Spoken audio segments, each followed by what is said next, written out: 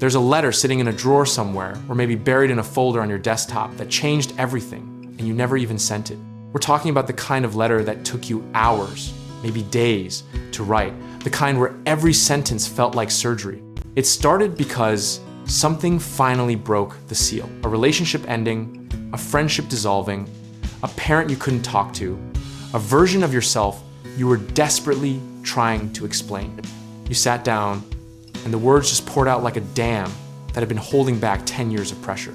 Here's a passage that captures the feeling, I don't know how to be around you anymore without feeling like I'm disappearing. That one sentence probably took 45 minutes to write, and you stared at it like it was either the bravest thing you'd ever produced or the most dangerous.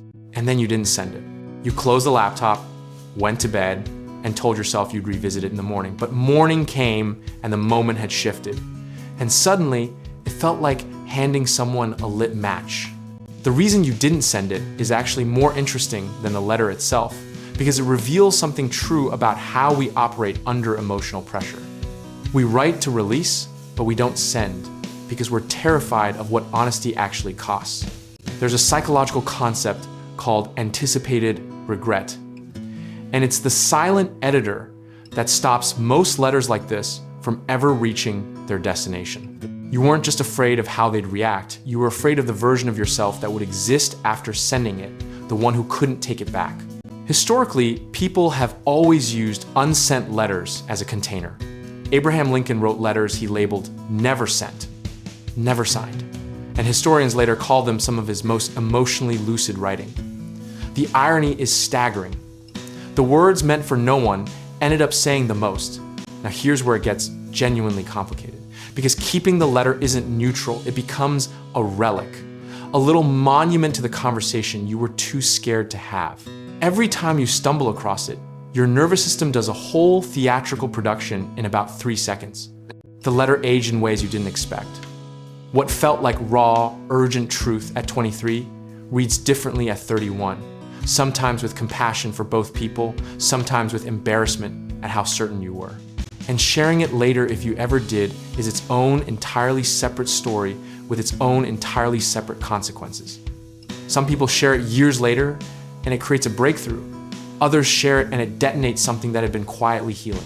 The misconception people have is that unsent letters are just emotional waste, discarded drafts with no real function. But they're actually some of the most honest documents you'll ever produce, precisely because they weren't performing for an audience. The practical lesson here is that writing without sending is a legitimate and underrated tool, not a failure of courage or symptom of avoidance.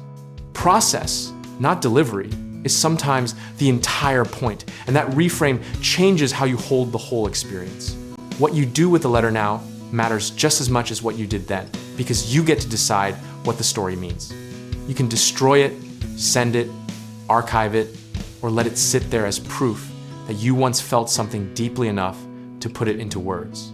There is something almost philosophical about a letter that fulfilled its entire purpose without ever leaving the room. Discipline in this context isn't about sending or not sending. It's about being honest enough to write it in the first place and wise enough to know what it's actually for.